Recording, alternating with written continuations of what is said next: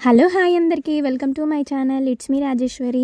ఈరోజైతే నేను సాటర్డే కదా లంచ్లోకి అయితే రెడ్ పప్పు టమాటో వేసి చేశాను. చాలా టేస్టీగా ఉంటుంది, చాలా బాగుంటుంది. మీరు కూడా అందరూ ఒకసారి ట్రై చేయండి. నేనైతే ముందుగా రెడ్ పప్పు తీసుకొని 2-3 టైమ్స్ కుక్కర్లో వేసుకొని 2-3 టైమ్స్ బాగా వాష్ చేశాను. తర్వాత ఇప్పుడు పప్పుకి ఉడికేంత వాటర్ పోసుకొని 10 నిమిషాలు చింతపండుని అయితే ఒక గిన్నెలో నానబెట్టి పక్కన పెట్టుకొని, ఇప్పుడు ఈ పప్పులోకి టమాటోస్, ఒక ఆనియన్ అయితే తీసుకొని 3 టమాటోస్ చిన్న చిన్న ముక్కలుగా కట్ చేసుకొని వీటిని ఈ పప్పు దాంట్లో వేసుకోవాలి. ఇలా వేసుకున్న తర్వాత పప్పులోకి మనకు కావాల్సిన అంత తగ్గినంత కారం, తగ్గినంత పసుపు వేసుకొని చున్నులపాయలు కూడా యాడ్ చేసుకోవాలి. ఇలా అన్నీ వేసుకొని ఒక స్పూన్ తీసుకొని ఒకసారి కలుపుకొని ఆ స్పూన్ కూడా దాంట్లోనే వేస్తున్నాను. ఎందుకంటే పప్పు ఉడికేటప్పుడు పప్పు మూత మీద వాటర్ పడకుండా ఉండాలని. సో ఇలా ఒక 5-6 విజిల్స్ వచ్చిన తర్వాత పప్పు కుక్కర్ కింద దింపేసి మనమైతే మూత తీయాలి.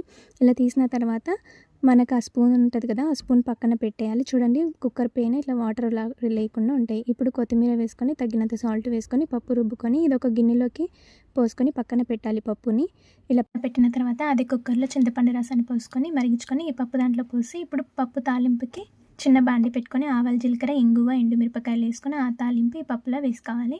ఇలా రెడ్ పప్పు అయితే వేడివేడిగా రెడీ అయిపోయింది. చాలా టేస్టీగా ఉంటుంది. మీకు ఈ వీడియో నచ్చితే లైక్, షేర్, సబ్స్క్రైబ్ చేసుకోండి.